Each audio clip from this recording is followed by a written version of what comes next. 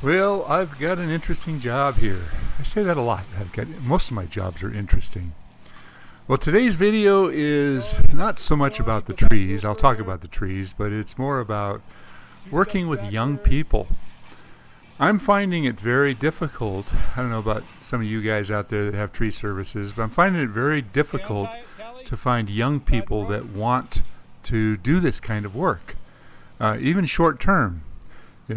Once in a while I'll hire my kids, and on this particular job, my daughter Callie said she'd come out and help me for a few days. And I'm always really proud when my kids come out and help me. Kalen is my son. He's been with me for 8 years in a row. He did work a lot as a young person. I started him off when he was about 14. So summers and different years he would put in. So he's probably got about total of about 10 years experience working with me now. He's chosen this as a career path. But the rest of my kids, I don't think any of them are going to follow in my footsteps. So I got Callie out here, and I wanted to talk a little bit about my daughter Callie. That's why I thought She's that would be better. 22 years old. She's very fit. She's very strong, but she is up for anything. She's the kid that I'll say, would you give me a hand? She's always, sure, no problem. So this was kind of a interesting job for her. It wasn't too bad, but I had to put her through the motions, and I didn't want to go too easy on her. So at this point I said, all right, let's get all this wood loaded up.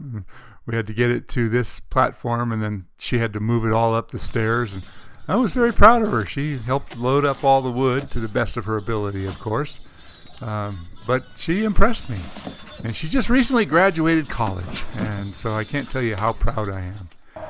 Some things you don't learn in college, though, and I think it's really important as parents that we expose our kids to some of the basics in life, like changing a tire. This is the first time that she'd ever changed a tire, and she got on with it. She did it. We had to give her the details on what to do. That chipper tire there is wearing on the inside. I think the axle is off a little bit. The tires seem to wear out faster on that side. But she did it. She was proud of herself. She got it all done. So today's job is a number of different trees. That last one was a birch tree removal, and we've got a whole bunch of California peppers, Shyness mole. Interesting tree, really kind of a dirty tree. Lots of dead wood. There's lots of little berries and lots of old berries and pollen and dust. And it's kind of a nasty job. But these trees were planted far too close together, and they're right next to the buildings. This is in a condominium complex. So they're important trees because they add a sense of privacy from the busy road down below. So this is the first time Callie's ever used the chipper, and as a father I was a little bit nervous, so I kept a keen eye on her as she was doing it, but she did it just fine. She wasn't too intimidated by the wood-eating monster. She did run one big piece through. It was about 10 inches in diameter, one big log, and her eyes got real big when it sucked it up and pulled it right on through.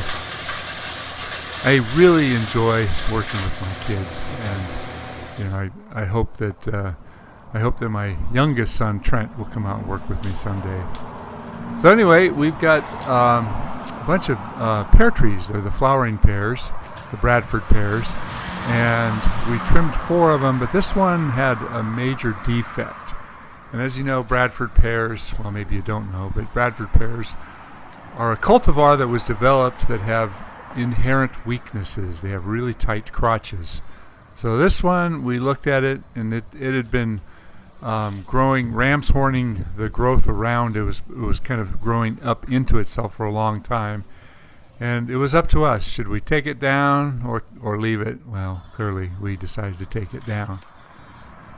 And as often I do, I got in there and I wanted to see how far this defect extended into the trunk of the tree. So I started taking off sections just to see how bad it was, how far down it was. And this is the one that was closest to the major defect. And it's always interesting to find out how much wood decays and how it turns into, it appears to be a really high quality dirt. But I kept taking off sections, and that split, it went down quite a ways. It was pretty apparent that this was a wise decision.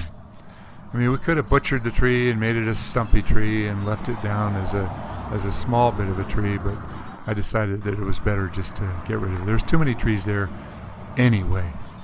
So I kept going, and you can see the discoloration. It's not really a defect now, but the discoloration spread all the way down to about the last 3 feet. Can't see it over here. So I think it was a wise decision.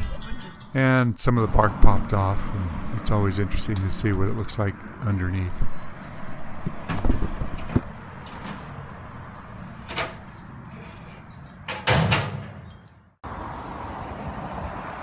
Well, it's been a long time since I've featured an individual tree, so today I want to talk about the Lombardy poplar.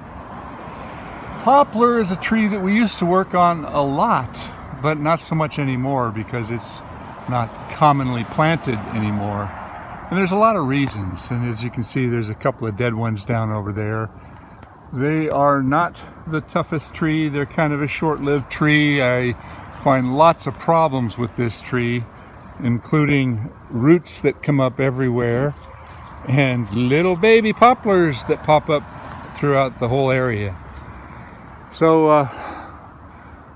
I don't really dislike this tree, but I dislike what it does. Years ago, this was a tree that was really popular,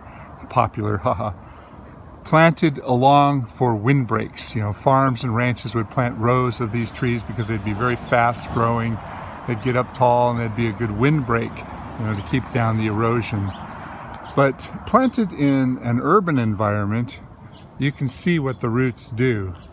And if you look all the way out here, all these little trees are going to become a forest. So a lot of trees, including this one, are recognized as being highly invasive. And one tree can turn into 10 trees, can turn into 100 trees, and in a few decades, it can be an absolute forest of trees. Eucalyptus are like that too.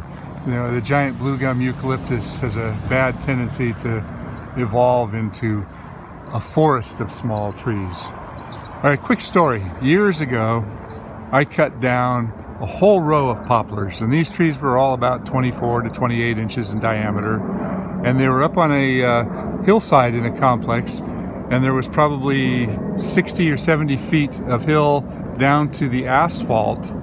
And I cut all the trees down, we ground them all down, and a year later I got a call from the property manager saying that the trees are erupting through the asphalt.